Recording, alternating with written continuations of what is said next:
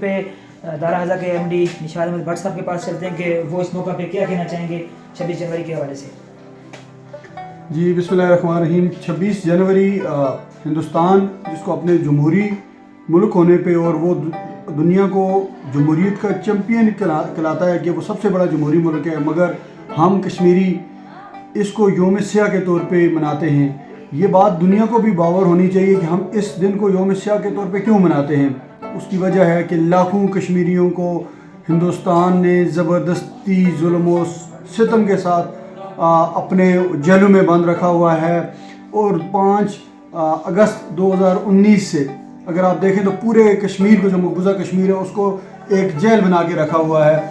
اس حوالے سے ہم عالم اقوام سے یہ اپیل کرتے ہیں کہ وہ اس نوٹس لے کہ یہ کیسا جمہوریت کا چیمپئن ہے جہاں پہ لوگوں کو بنیادی حقوق بالکل بھی نہیں ہیں، اور لوگوں کو جو اقوام متحدہ کی قراردادوں کے مطابق جو قراردادیں ہیں 1949 کی کہ کشمیری اپنے حق، جو حق خود ارادیت ہے، سیلف ڈٹرمنیشن کے تحت یہ فیصلہ کریں گے کہ انہوں نے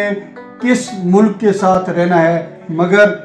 ہندوستان پچھلے 70 سال سے ظلم و جبر کے ساتھ لاکھوں کشمیریوں کو شہید کیا، ہزاروں بلکہ لاکھوں خواتین کی بے حرمتی کی، اور اسی طرح آپ نے دیکھا ہوگا آزاد کشمیر میں جگہ جگہ مہاجر کیمپس ہیں، اور ان میں لوگ وہاں سے ہجرت کر کے یہاں کے بیٹھے ہوئے ظلم و ستم کی چکی میں وہاں پیس رہے تھے ان کو. تو ہم پورے اقوام عالم سے اپیل کرتے ہیں کہ اس جمہوریت کے چیمپئن کو جس حد تک ممکن ہو سکے اس چیز پہ لایا جائے کہ کم از کم لوگوں کو بنیادی انسانی حقوق دیے جائیں. تو ہم نے آخر پہ پرنسپل صاحب سے بھی ان کی رائے جانی ہے، تو انشاءاللہ کوشل اسکول اینڈ کالج بھارت کے اس غلط چہرے کو بے نقاب کرتا رہے گا. ایک دن میرے